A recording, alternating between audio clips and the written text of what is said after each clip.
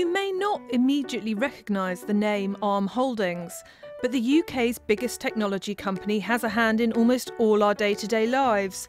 Arm's chip designs underpinned the technology in about 95% of the smartphones sold globally last year.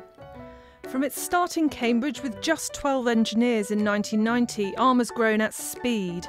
Its sales have nearly doubled in the past 5 years and quadrupled over the past decade. But the company makes only a tiny sliver of its revenues at home in the UK. Its biggest customers are overseas technology companies based in places like the US, China and Taiwan.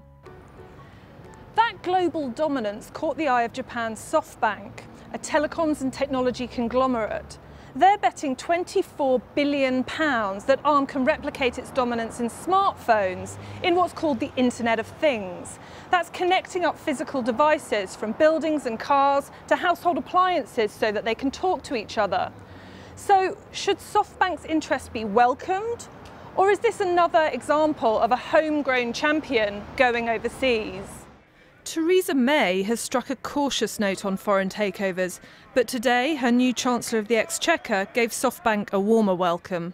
The fact that a Japanese company just 3 weeks after the referendum decision is prepared to make this kind of commitment to the UK and commit to grow that business here in the UK is a resounding endorsement of the resilience of the British economy. One of Arm's founders, at least, reckons it's too soon to say whether a takeover by SoftBank should be mourned or celebrated. To me, in this Internet of Things idea, there are things that Arm is doing and things that SoftBank is doing, and if you can put those two ideas together and make them better and bigger and move faster, it's a great win. If you do it appallingly, it's the opposite of a win, right, which is a disaster. One source of comfort should be a series of SoftBank guarantees. The Japanese company has pledged to double Arm's UK workforce over the next 5 years and to keep its headquarters in Cambridge. Arm's business isn't linked to the UK economy. You could hardly find a more international business. But SoftBank says it wants to invest, not cut, and it wants to use this country as a base for innovation.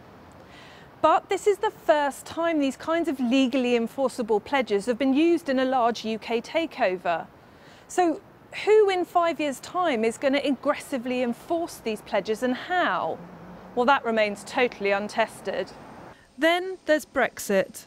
One concern is that UK companies may be snapped up by buyers taking advantage of the weaker pound. But Arm's strong share price performance since the vote to leave the EU, plus a hefty price tag, means SoftBank isn't exactly getting a bargain. Arm's founding CEO has another worry about what Brexit means for the UK tech sector. We started in the UK, which happens to be in Europe, and there is European funding available and a collaborative programme called Open Microprocessor Systems Initiative that made a huge contribution to the early days of Arm. If we're cast off from Europe, the UK startups are not going to have that advantage. I hope the government can keep that on side in whatever negotiations they do. With the takeover of Arm, the UK-listed tech sector is losing not just a limb, but its backbone. The UK's latest crop of startups could face new challenges getting to the head of the pack in global tech.